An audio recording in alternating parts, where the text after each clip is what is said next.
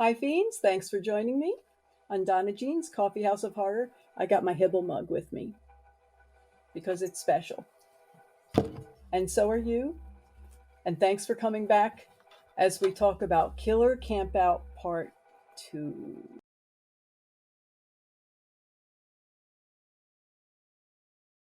How was this film different for you filming than any others that you worked on?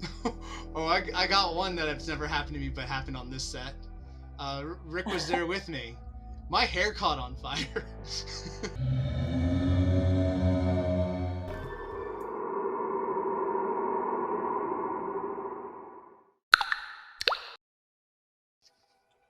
Welcome back, Chris. Thank you so much for joining us. Thank you for having me again. I appreciate it. And Chris Rhydings is an actor, a sound mixer, a filmmaker. And the world premiere of Killer Campout 2 will be on Saturday, May 26th at the Campout 2, a two-part horror comedy event. Yep, I'm excited for it. Very, very much so.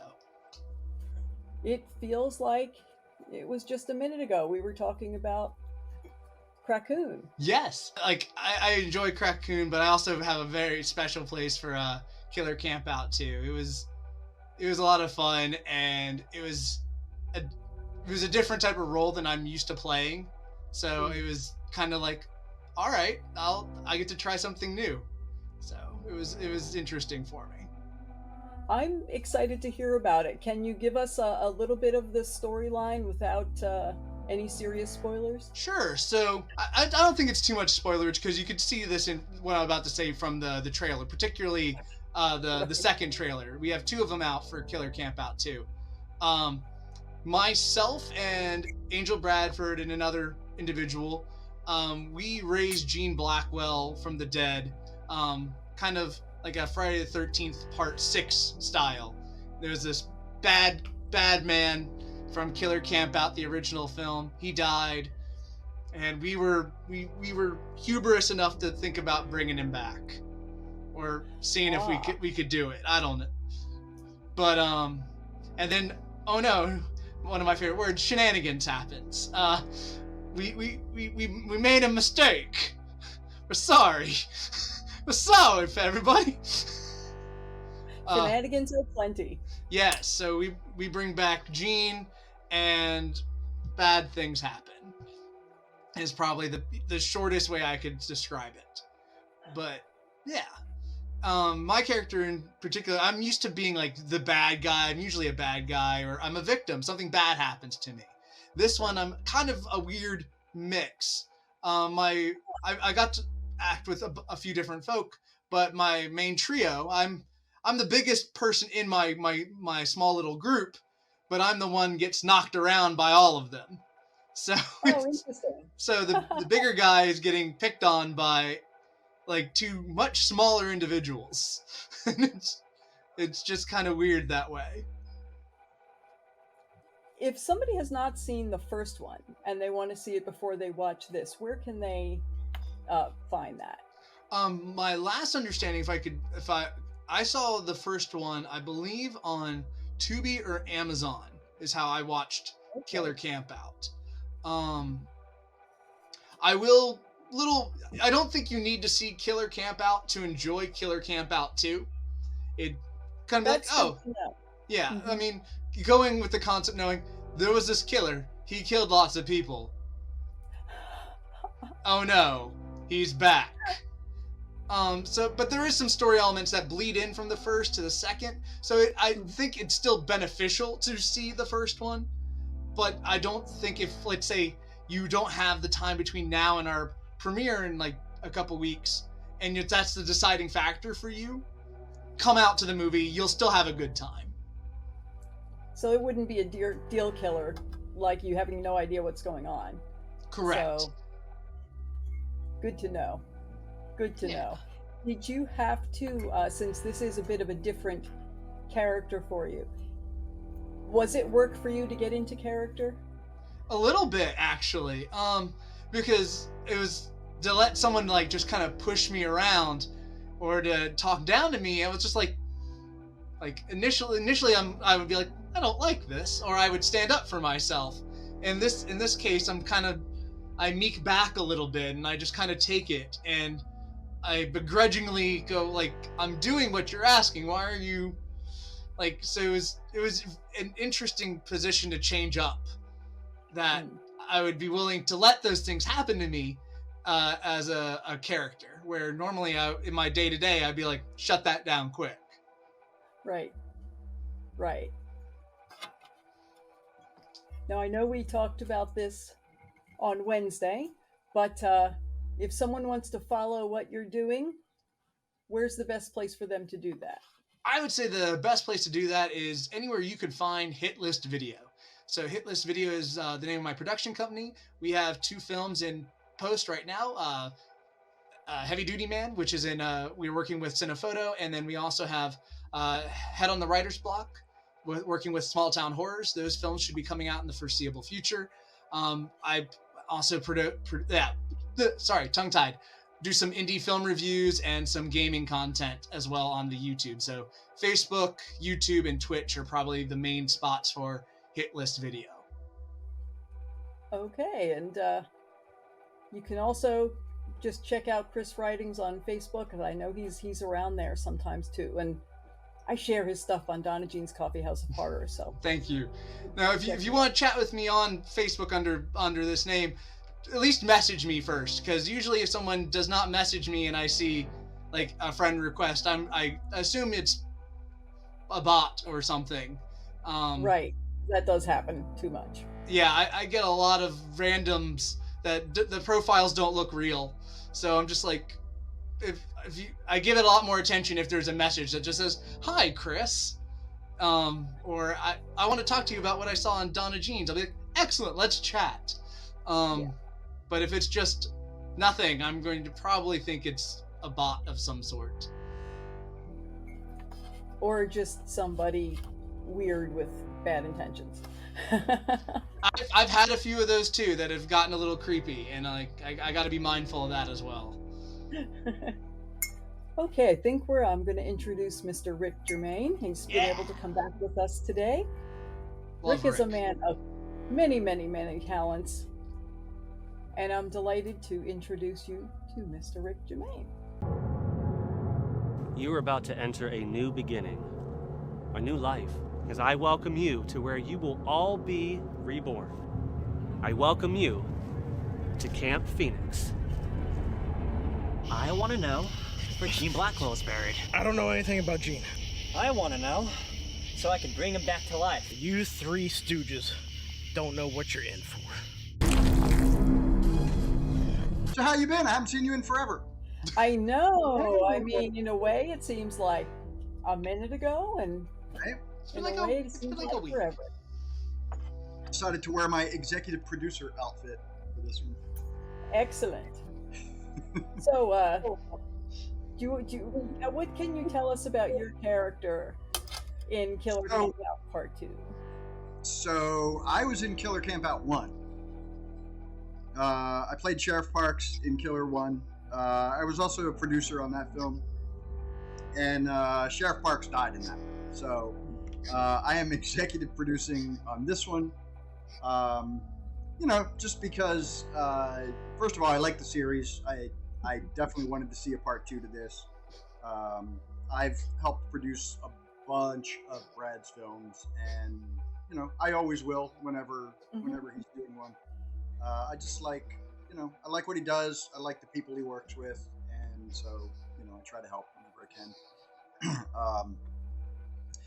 But yeah, so my big role was in Killer Campout 1. So I played Sheriff Parks, and then I also did the sound mix for Killer Campout 1. Because in post-production there was a lot of sound issues. So over, I think it was probably 3 weeks, we had 22 actors come into my studio and do ADR work. Oh, so, wow. Almost the whole film is ADR. Almost the whole movie, yeah. That was fun. That was super fun. So anyway, so when Killer Campout 2 started coming about, I was like, yeah, I'll be a part of it any way I can. So I'm loving what I've seen of it so far. I've not seen very much of it, just a couple of little things here and there, but it's looking cool. So I can't wait. I'll be up in Havre de Grace. I believe that one's on the Sunday, right? Yes. That's the 26th Sunday. Yeah. So I'll be there, and I'll be there for the Crackcoon one as well. And it's gonna be a great weekend. It's gonna be so much fun. Oh yeah. Wait to see everyone. I'm hoping Nicholas will come to that. Fingers crossed. I love Nicholas. He's so funny. He was so great in KC1. He was. I was there when we were filming his stuff, and I just could not stop laughing. One of the things I also did with the first Killer Campout was I filmed a lot of behind the scenes when I wasn't, working as an actor. So I just hung out with the camera the whole time. And yeah, Nicholas he's just a funny guy naturally, but his bit in one was awesome. I don't remember what he did in KC2 because I wasn't there. I could talk about that. Okay. So Nicholas is the man in the trailer that you saw in between where he's tied up to the tree and he's talking about like you don't know what you're doing. Nicholas was just a delight. I've worked with Nicholas before. I worked with him on Heavy Duty Man. So it was getting to see Nicholas here again. And he had this line where in the film that just got me all like emotion to it because we're talking about digging up this corpse and you see it in the trailer, like we're digging the Jean up. And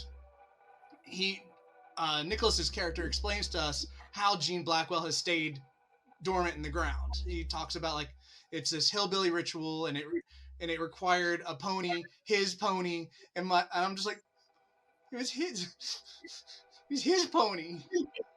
Like as we were shooting it, Brad looked at me and he was like, Rhydings, what's up? And I'm like, Nicholas is getting me all like emotional. It was his pony. So I love how Nicholas can deliver lines. He's really good. I hope to see Nicholas in a lot more of things. So Rick, can you give any hints about how your character comes back, other than you're playing the same character that died in one? You're killing me. Oops. Okay. Never mind. You're killing me. We talked about this 2 hours ago. It's okay. It's okay. You can cut this, right? If not, then I don't care. I mean, we can put it out there. I really don't. Brad said you could talk about it. I'm returning in Killer Campout 2. Brad said you could talk about it. I'm just saying. All right. He gave a green light. I will be back. Boy, he's messed up. He's my character's going to be very interesting when he comes back. Because, I mean, he was killed in the first one. So Now, this might be something to cut. But in the first one, it's exposed that you two are related, right? You and Jean, right? Yes. The guy that they are bringing back to life is actually my brother. To say that you don't need to see Killer Campout 1 to enjoy Killer Campout 2 is definitely true. But you should watch it. Yeah, because there's some legacy here. Like, I think it adds more to seeing Nicholas's piece and Rick's piece. I thought story-wise, you didn't technically need to. Right. But no, you don't. I think it adds. It picks up and it tells its own story, so that's you really don't have to. But it's there's some background stuff on the characters. Really, just me and Jean because everybody else is dead. So there's not and a Nicholas whole lot of and Nicholas. That's right. Well, Nicholas is still around. Yeah. So I'm excited to come back. It's when I was killed off in Killer Campout 1, we immediately had ideas on how we can bring him back, and I thought they'd be pretty funny, and Brad was like, "Okay, let's do it." So that's what we did, and I think it turned out pretty good. I'm looking forward. I haven't seen hardly any of it at this point, so I'm definitely looking forward to seeing you on Sunday. Well, unless the sound got a lot better, you'll be seeing it a lot more when you end up doing all of the remixing the sound. So no, that was a fluke. I think he learned. The problem with Killer Campout 1 is they were shooting in the woods the whole time, and Ah, I don't know that anybody was really thinking about that Yeah. fact. So, there were things like, they're supposed to be in this remote wilderness camping, but you hear like a car start up in the background. And you hear one of the worst things that was happening with the sound in that one was we filmed it in the middle of bug season, right? It was like early spring. So the bugs were insane. And you can hear them banging into the microphone on the camera. Like all through the sound, you can just hear. That would drive me bugs. nuts. And little blips and stuff like that. And it was like, Brad had come to me after about. Chris is starting to scratch hearing. I know. that. I was just like, oh my god. Right? Because I like sound work. I like to do sound. Like I regularly boom for other projects, and like just the idea of that, just oh. Yeah, it was the worst time of the year to be filming because we're filming also right next to like this sort of swamp area, so the mosquitoes and stuff were pretty bad. But yeah, Brad came to me about a month afterwards, and I said, "Hey, how's Killer Campout going?" He's like, like he really didn't think we were going to be able to salvage it. So I was like, well, we can try because we spent all summer filming that thing, so we're going to figure this out. And yeah, man, 20 some actors came in, and one after another just knocked out ADR and did a great job. I was really, really surprised. It's not easy, and I don't think anybody in the cast had ever done ADR before. So I was expecting this to take weeks and weeks and weeks and weeks, but nah, everybody came in and knocked their stuff out pretty quick, and some people were actually amazing at it. Usually what I'll do is if they've got a long thing that they're saying, I'll cut it up into little phrases and then just have them do each little piece, and then I can stitch it together and everything will fit. But this one girl was like, no, I can just do the whole thing. And I was like, I don't know, you got to get I'm fine, don't worry about it. Sure enough, man, one take, bang, she does it. And did that so many times. I was like, how can you? She's like, I don't know, I can just hear it and repeat it.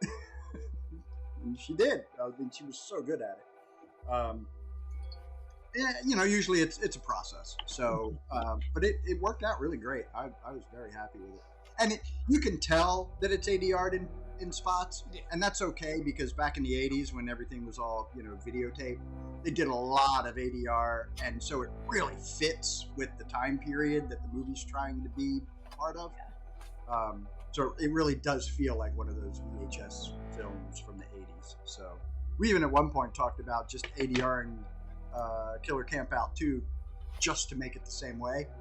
But man, that's a lot of work for something people aren't probably going to notice. So we said, maybe not. Yeah, it's a lot of work. It's a lot of work. That's actually a great take into my next question, and this would be for both of you. What would be some of your favorite camp horror films, and how does this play homage or stand out from them? Go ahead, Chris. You've probably seen way more of them than I have. Friday the 13th Part 6, the whole bringing Jason back, Tommy Jarvis. Like, when I saw that kind of the spiel for Killer Campout 2, I was sold. I was like, I'm down. Yeah, I'll do this. I had actually auditioned for a different character, and I didn't get that role. But then they asked me about auditioning for this other character, and it worked out. And I was like, what do I do? And I read the stuff, and I'm like, oh, I bring him back? Done. And it was also, I got to try something different. I got to be pushed over. So, and by pushed around by Angel Bradford. So that was cool. Like, that doesn't hurt. Exactly. It made it a lot more appealing, I think. I love Angel. She's so nice. That was the first time I really spent a lot of time with Angel. So, because we spent multiple days together filming our parts and stuff. So it was a lot of fun to get to know her. Yeah, she's great. She's great. So I guess I'm not, like most of the people that are filming DMV horror films, they're very into horror films. I like them, but I'm not. I don't deep dive into him. I can't tell you, oh, well, he was in part 6 of whatever and played the gas station attendant like most of these guys can do. That's not me. However, I'm old enough that I saw Friday the 13th in the theater when it came out, and like no one had seen anything like that at the time. My girlfriend, so we're watching the movie, and she's fine through the whole movie. It gets to the end where Jason jumps out of the water. This girl, like, fully traumatized. I walked her out of the theater. She was shaking. She was crying. I mean, fully traumatized by that movie. I've never seen anybody do that before. So, yeah, that movie was like, okay, that was something, you know, and that got me into watching the other ones when they would come out, like the Jason movies and stuff like that. But yeah, I'm not a big, like, you know, I don't know all the old Italian horrors. I do now because I've been playing the DMV for too long with all you guys. So I kind of do know a lot of these now, but that was never really like, you know. So yeah, I'm very surface level horror, and I get that. Friday the 13th, man, changed lives. So I will give it to that one. I get that. I mean, for me, like part 6 is really like the funny one. That's the first one where they really bring any jokes and things, especially like the Tommy Jarvis being like in the car and being flown around back and forth. It's just a bunch of random giggles and like paintballs someone shoots Jason with a paintball. Just it was, I laughed. I think my last Jason movie, I think my last one was probably 3. Okay. Probably the last one I actually watched. And that one wasn't great. I didn't love that one, which is probably why I didn't watch anymore. I mean, you know, let's face it, they are the same formula over and over and over and over again. So with some slight modifications to locations and characters. Yeah, it's like, you're really watching the same movie again, and you know, I get it. They're cool for what they are. I like them for that, but I cannot sit down. Like I couldn't sit down and do a Jason marathon. No, that would make me nuts. I couldn't do that. Right there with you, buddy. Right there with you. Yeah. But I do like, and I like the first one because Jason's hardly even in it, which you know, people don't even realize. It's really about, you find out it was about his mom. Right. Which was really a completely different story than what, you know, I think it happens with some of the, you know, with Jason, with Michael, with Freddy, is it starts to be more about them doing the kills than kind of the background story. And honestly, I have to admit, I have watched them all right up to Jason Goes to Hell, and you know, just he went to hell, he went to space, and there's so much of that kind of cracks me up because it's so illogical, but at the same time, they're fun in their own way. Right. But I'm giving you a big pass on that anyway, because Bloody Summer Camp. So you were in that with the queen of the summer camp movies with Melissa Rose. So you know. And that was a blast. I had so much fun on that set. And so much fun to watch. It's so much fun to watch. So I got to do like a lot of scenes with Dave Sheridan, right? Because I was originally cast to play the sheriff, and then they got Dave, and they were like, you know, sorry. And I'm like, cool, I get it. So we're gonna let you play as deputy, though. What's that? You can take a step back for Dave Sheridan and be this. Yeah. So I mean, I get it, right? So, but I knew that I'm playing his deputy now, so I'm going to be in every scene with him. So I was like, okay, well, that'll work. I'm cool with that. But I'm telling you, man, that guy never says the same line twice, and he just improvs the whole time. So I probably ruined, you know, if we did 6 takes, probably 5 of them were because I started laughing. He would never do the same thing twice. I said, Dave, just do the same thing twice and I won't laugh the second time. Oh, okay. And then never. Hey, kid. Let me ask you something, Daniel-san. Did you wax off with the poor wheelchair kid a couple times? And then decide to sweep his leg so he didn't talk? I'm going to bring back Justin Martin. Left alone at the camp. It's getting dark. There's no way out. There's a creepy stranger lurking around in the woods, watching and waiting, thirsty for our blood.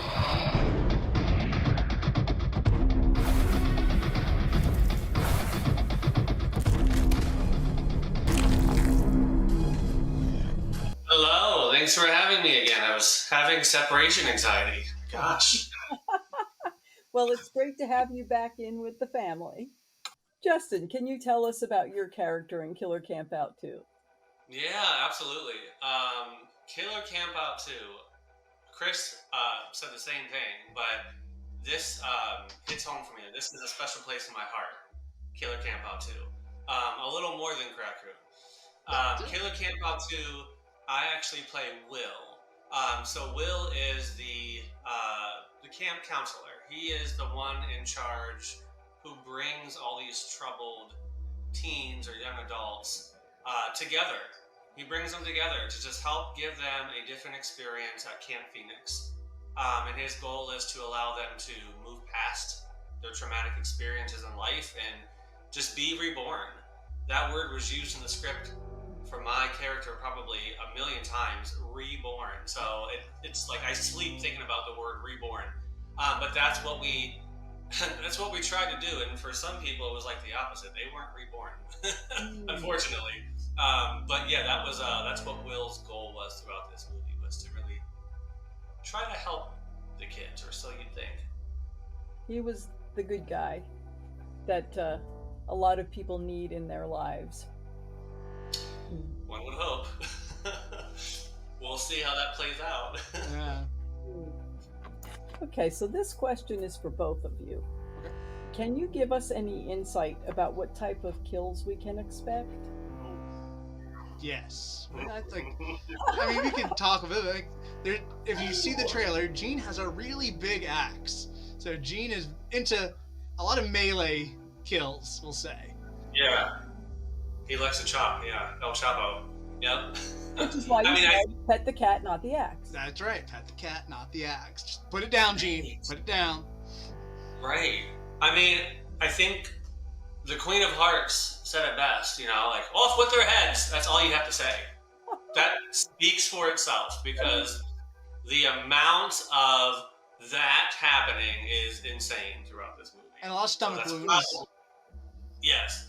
Yeah, I mean, and it's so different. Like, Brad did an amazing job in this film, the director. Mm-hmm. He did an amazing job making sure that everyone's scenes, those who don't make it, were thought out very tastefully. They were all different from each other. They all had different aspects of it that really spoke to, like, pulling from different kills from your favorite movies, maybe, or just maybe paying homage to that, but also just something different and new, right? Mm-hmm.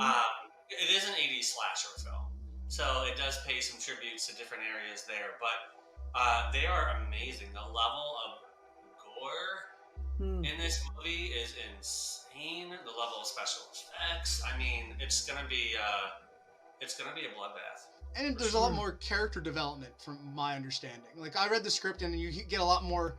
It's not as cookie cutter as like some Friday the 13th films or some other indie slasher things where it's like they're there just to die. The person just stood there and gets killed. Right. Pretty much everyone in this script has some story that you hear. You get to hear them talk. You get a little bit of their personality, and they're not just a domino that gets pushed over. So they're not just somebody getting high or having sex and then they're killed. Exactly. I mean, there's some of that happening, but you still got some dialogue with them before that. The character development happens as exactly. Well. Just one layer to that more on top of everything else you just said. Yeah. So that was one of the things I liked about the script, and some of the reviews for Killer Campout 2 that have come out have noted that. Like, hey, these characters are a little bit more in depth than they would have thought for the camp or summer slasher motif. You got a little bit of something out of them. Yeah, like one thing I think I took away from like all the reviews that we've heard about that people left so far, one takeaway from all of them I think was unanimous, that they fell in love with each character and their story. So you almost, and I'm speaking word for word, verbiage right from one of these reviewers, you almost don't want to see them die because you fall in love with them. But then you're like, well, it is a horror movie, so, off with your head. But you don't want that to happen necessarily because it is such a dynamic story, and every cast member and every character they're playing, they just brought something extra special to that. and really just like ran with it. I mean, I don't know. It's an amazing story, and Brad is really great with allowing improv and allowing people to develop their own characters off script. So if you have something to bring to the table that's gonna, whether it's an moment or whether it's something so small but really adds to you as your character, he will let you do it. That's what I admire most about Brad, is because that's how I brought Will out. And again, I go to final scenes a lot, but like I talked about with Crackcoon, I really want to see the final scene. The final scene of Killer Campout 2 is going to probably blow my mind, and everybody else's, because there is things that were not really in the script that I took my character and turned it around to make it so much different and better. And I'm so glad that I did, because from what I heard, it's not what you expect. That's very exciting. And now, when you talk about the reviews you've seen, I know the premiere is not actually happening until May 26th. So how did people, just out of curiosity, when you say that people have reviewed it, who has reviewed it and how did they see it? My understanding, Brad Twigg has sent out some screeners to various people who had asked about reviewing the film. So I've seen at least 2 reviews. I think there's more coming, but I've seen at least 2. Okay. Yeah. I was just curious, and I figured other people might be as well, like, hey, wait a minute.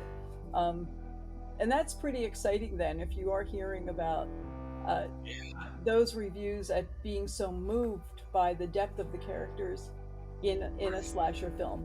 Yeah. That's exciting. Right. Not what you expect, right? And I think it's just like boosting our energy and our drive to want to see it so much more. Like, I really wish tomorrow was, May 26th. But it's not, unfortunately. But we're only a couple of weeks away. And tickets are on sale now as well, if you are interested in maybe we can get some details to scroll across at various points. But Eventbrite.com. Just go to Eventbrite, search for Killer Campout, search for Crackcoon. Actually, the slogan, which I brought up to Brad, was Crackcoon Campout, because it's perfect. Like, who doesn't want to camp out with a rabid raccoon? So search for Crackcoon on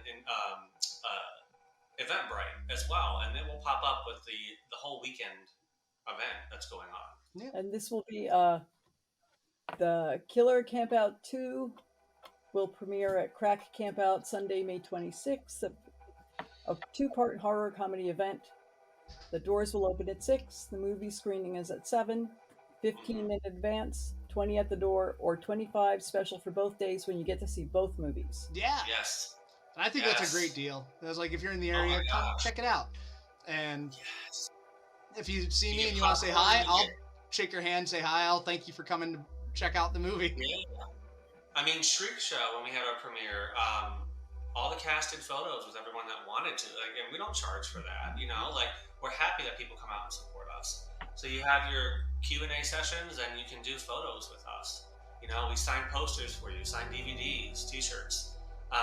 Will you by any chance have DVDs and T-shirts for sale there, or will that be something that we will. might have? Yeah. Okay. We'll have a whole booth set up. Yeah, I don't know which films he's selling, or who. I don't know if he'll have movies on the table because it's so new. But I will say this, and Brad told me to make sure I mentioned this. So thankfully, thanks you both for making me think of it, because I would have forgotten.